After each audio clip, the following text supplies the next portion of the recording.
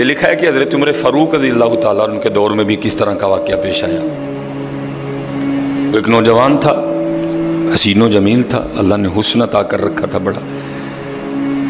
اس نے جب بھی نماز پڑھنے کے لیے آنا نا تو راستے میں ایک عورت تھی، اس کی نظر پڑتی، اور یہ کہا گیا ہے کہ جو نظر ہے یہ شیطان کے تیروں میں سے ایک تیر ہے حضرت، اسی لیے تو حضرت جی نظریں جھکا کے چلنے کا حکم دیا گیا ہے، کیونکہ جو نظر ہے یہ شیطان کے تیروں میں سے ایک تیر ہے حضرت جی۔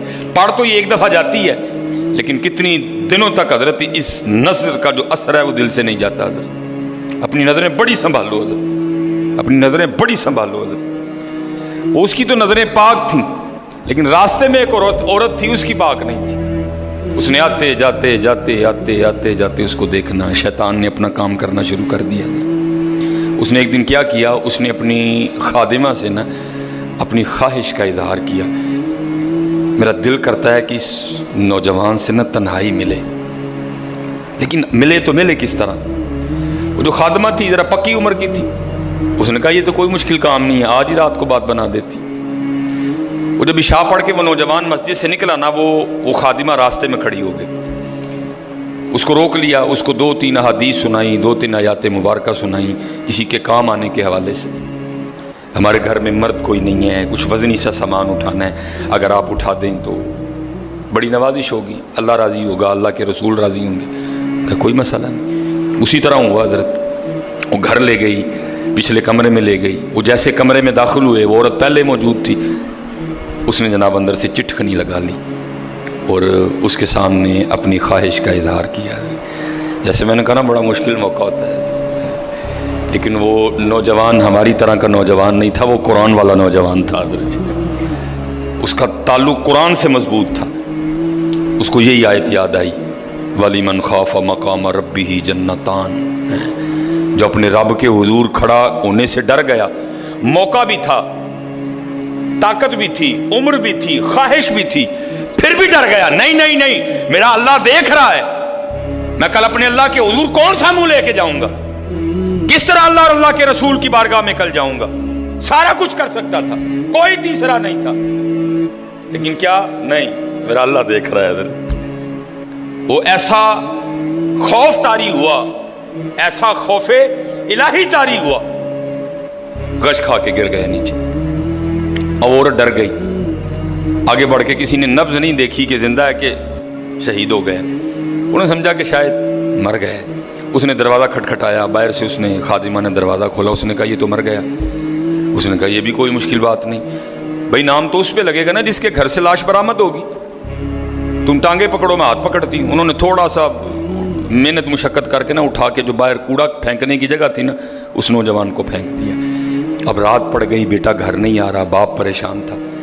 جب کافی وقت گزرا نا تو والد صاحب بیٹے کی تلاش میں نکلے، تو راستے میں کیا دیکھتے ہیں کہ وہ جو کوڑا کرکٹ پھینکنے کی جگہ ہے وہاں بیٹا پڑا ہوا ہے۔ بیٹے کو اٹھایا، گھر لے آئے، منہ پہ پانی کے چھینٹے مارے، بیٹے کو ہوش آئی۔ باپ نے پوچھا پتر کیا ہوا؟ وہ بیٹے نے پھر سنانا شروع کیا۔ جب پھر وہاں پہنچا نا کہ اس عورت نے مجھے دعوت زنا دی، تو پہلے تو خوف الہی کی وجہ سے بے ہوش ہوا تھا، اس بار اتنا خوف الہی نے غلبہ کیا کہ واقعی روح پرواز کر گئی ہے۔ والد نے راتوں رات جنازہ کروا دیا۔ صبح والد صاحب فجر کی نماز کی جماعت میں شریک نہیں ہو سکے۔ جب نماز سے فارغ ہوئے نا تو امیر المومنین حضرت سیدنا عمر بن خطاب رضی اللہ تعالیٰ نے پوچھا بھائی وہ آج ہمارا فلاں مقتدی کیوں نہیں آیا؟ لوگوں نے ساری بات سنائی، حضرت جوان بیٹا تھا، انتقال کر گیا، رات ہی کو جنازہ ہو گیا، شاید اس وجہ سے حضرت نہیں جماعت میں تشریف لا سکے۔ آپ نے فرمایا چلو اپنے بھائی کے غم میں شریک ہوتے ہیں۔ حضرت سیدنا عمر فاروق رضی اللہ تعالیٰ عنہ آئے، باتیں ہوتی رہیں۔ آپ نے بیٹے کے انتقال کی وجہ پوچھی، بیٹے نے ساری بات سنائی۔ آپ نے فرمایا اچھا تیرے بیٹے کا انتقال خوف الہی کی وجہ سے ہوا ہے؟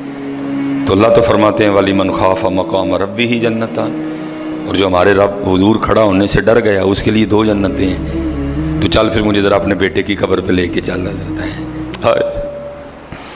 لکھا ہے حضرت عمر فاروق اب اس کے بیٹے کی قبر پہ تشریف لے، اس کی قبر پہ کھڑے ہو کے اس نوجوان کو باہر سے مخاطب کر کے فرماتے ہیں، اللہ فرماتے ہیں وَلِمَنْ خَافَ مَقَامَ رَبِّهِ جَنَّتَانِ، اور جو اپنے رب کے حضور کھڑا ہونے سے ڈر گیا اس کے لیے 2 جنتیں ہیں۔ اے نوجوان اب آگے تو بتا اللہ نے تجھے 2 جنتیں دیں کہ نہیں دیں؟ تو لکھا ہے قبر سے جواب آتا ہے امیر المومنین رب سچا، رب کا رسول سچا، رب کا قرآن سچا، میں جیسے ہی قبر میں آؤں اللہ نے مجھے 2 جنتیں عطا کر دی ہیں۔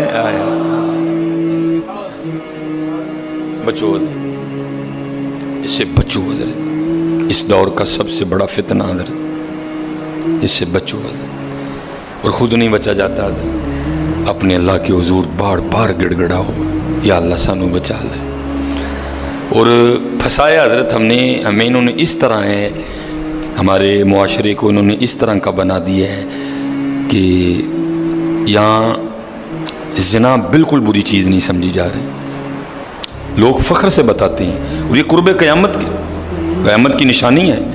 لوگ گناہ کر کے فخریہ بتایا کریں گے۔ آج کا نوجوان فخریہ بتاتا ہے جی میری اتنی گرل فرینڈز ہیں، آج کا نوجوان فخر سے بتاتا ہے۔ یہ قرب قیامت ہے، یہ نشانی ہے قیامت کی۔ لوگ گناہ کر کے ڈریں گے نہیں بلکہ فخریہ بتایا کریں گے، ہاں جی میں یہ گناہ کر رہا ہوں اور اتنی جگہ کر رہا ہوں میں یہ گناہ۔ لیکن کیا ہوگا؟ نیکی مشکل ہو جائے گی۔ آج حضرت جی آپ دوسرا نکاح کر لیں، اللہ سنت ہے، قرآن میں اللہ خود کہہ رہے ہیں فَإِن طَابَ لَكُم مِّنَ النِّسَاءِ مَثْنَىٰ وَثُلَاثَ وَرُبَاعَ۔ پہلے کی تو اللہ نے بات ہی نہیں کی، بات ہی دوسرے سے شروع ہو رہی ہے۔ مِّنَ النِّسَاءِ مَثْنَىٰ وَثُلَاثَ وَرُبَاعَ، پہلے کی بات ہی نہیں ہوئی، بات ہی دوسرے سے شروع ہو رہی ہے۔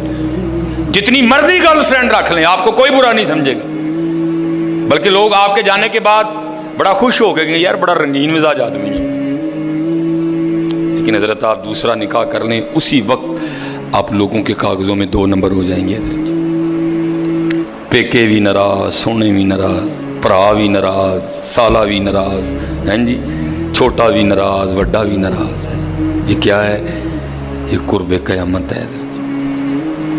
گناہ اچھا ہو گیا، گناہ آسان ہو گیا، نیکی بری سمجھی جانے لگی، نیکی مشکل ہو گئی حضرت۔ اس لیے بچو حضرت، اور اس کا طریقہ جو ہمیں ہمارے بڑوں نے بتایا ہے یہی ہے حضرت جی، روز سرگی اٹھو تے اللہ دے حضور رو، یا اللہ جے دن چڑھے آئے تے تیرے فضل نہ چڑھے آئے، جے چاڑے تے پھر ساڑی حفاظت بھی فرمائیں گے، سانو بچا بھی لیں گے، ساڑی حفاظت بھی فرمائیں گے۔ تو حضرت جی دنیا تو 4 دن کی ہے، جا رہی ہے،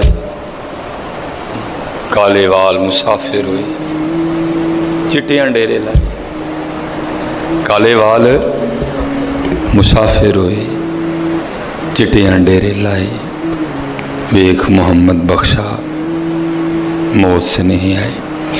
اور حضرت جی اللہ سب کو اپنی حفاظت میں رکھے۔ اگر کوئی اس گناہ میں پھنسا ہوا ہے، اگر کوئی اس گناہ میں پھنسا ہوا ہے تو میں کہوں گا کہ توبہ کر لیں سارے حضرت، کیونکہ حضرت یہ وہ گناہ ہیں کر تو ہم رہے ہیں لیکن اس کی سزا ہماری نسلوں کو بھگتنی پڑنی ہے حضرت۔ کیونکہ امام شافعی رحمۃ اللہ تعالی علیہ فرماتے ہیں زنا وہ قرض ہے جو لے تو رہا ہے لیکن چکائے گی تیری اولاد حضرت۔ زنا وہ قرض ہے جو لے تو رہا ہے لیکن چکائے گی تیری اولاد حضرت۔ اس لیے حضرت جی اپنی اولاد کے لیے، اپنی بیٹیوں کے لیے، اپنی بہنوں کے لیے گڑھے نہ کھودو حضرت، اس سے بچو حضرت، اس سے بچو۔